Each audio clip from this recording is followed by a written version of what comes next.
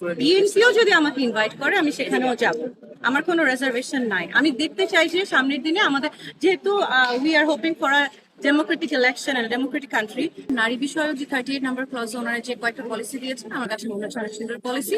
তো বিষয়টা হচ্ছে যে আমি একটু আগেও বলেছি যে আমি এনসিপিটাতে গিয়েছি, আমি জামাতেটাতে আসছি, যেহেতু আমি অলসো বলে ফেলেছি যে আমি এনসিপি কে পছন্দ করি।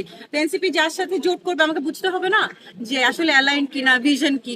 তো আমি জামাতেটাতে আসছি, কিন্তু বিএনপিও যদি আমাকে ইনভাইট করে আমি সেখানেও যাব, আমার কোনো রিজার্ভেশন নাই। আমি দেখতে চাই যে সামনের দিনে আমাদের, যেহেতু we are hoping for a democratic election and democratic country, সেক্ষেত্রে যে কোনো পলিটিক্যাল পার্টি সে আসলে বাংলাদেশকে নিয়ে কি চিন্তা ভাবনা করে, কিভাবে পলিসি নিবে, কিভাবে এক্সিকিউশনে যাবে, সেগুলো জানার একটা আগ্রহ বা কিউরিয়াসিটি আমার থাকতেই পারে। সো আমাকে যদি ইনভাইট করে আমি সেখানেও যাবো। আর যদি সাইবার বুলিং কথা বলেন, আসলে বিষয়টা কি জানেন, একটা টাইমে বুলিং করতে করতে করতে করতে এমন অবস্থা হয়ে গেছে যে আমার আসলে মানে দেশ আমার গায়ে লাগে না, কষ্ট পাই। বাট ঠিক আছে, আমি মনে করি যে একটা টাইম ওনারা ওনাদের ভুল বুঝতে পারবেন, because I have always been a pro Bangladeshi person. আমি বাংলাদেশকে সবার আগে রাখতে চাই, যারা যারা বাংলাদেশকে সামনে রেখে আগাবে আমি তাদের সাথে আছি। হ্যাঁ, আমি পুরো ইশতেহারটা শুনলাম এবং বইটা উল্টেও দেখলাম। ইনফ্যাক্ট আমি নারীর পার্টটাকে স্পেশালি দেখলাম। ওভারঅল ইশতেহারটা আমার কাছে খুবই প্রগ্রেসিভ, ইনোভেটিভ, আর খুব ইউথ ওরিয়েন্টেড লেগেছে। হ্যাঁ, citizen oriented of course, but youth oriented. আমি দেখলাম যে অনেক সুন্দর সুন্দর অ্যাপের কথা বলেছেন। অনেক, আমি বলবো যে টেকনোলজি বেসড ইনিশিয়েটিভ যেগুলো নেওয়া যায় উন্নয়নের ক্ষেত্রে, সেগুলোর কথা ওনারা বলেছেন। আমার কাছে মনে হচ্ছে যে এটা যদি আসলে বাস্তবায়ন করতে পারেন তাহলে মাশাআল্লাহ ইট উইল বি, মানে ইট উইল ব্রিং রিয়েলি কি বলবো, remarkable changes in the development scenario of Bangladesh. এটা হচ্ছে ওভারঅল। সানশাইন আটা ময়দা সুজি, ভালোবাসায় তৈরি। এই বিষয়ে ইশতেহারটা আমি দেখেছি। আমি একটু কনসার্ন ছিলাম, যেহেতু আগে কিছু বিষয়ে কিছু ফিডব্যাক, নেগেটিভ ফিডব্যাক আমরা দেখলাম। ইনফ্যাক্ট আমিও একটু কনসার্ন ছিলাম রিগার্ডিং দ্য 5 hour কনফিউশন। হ্যাঁ, কারণ আমি তো খুবই অ্যাম্বিশিয়াস একজন মানুষ, আর তার উপর খুব অ্যাম্বিশিয়াস একজন নারী। তো আমিও আসলে আমার কনসার্নের জায়গা ছিল।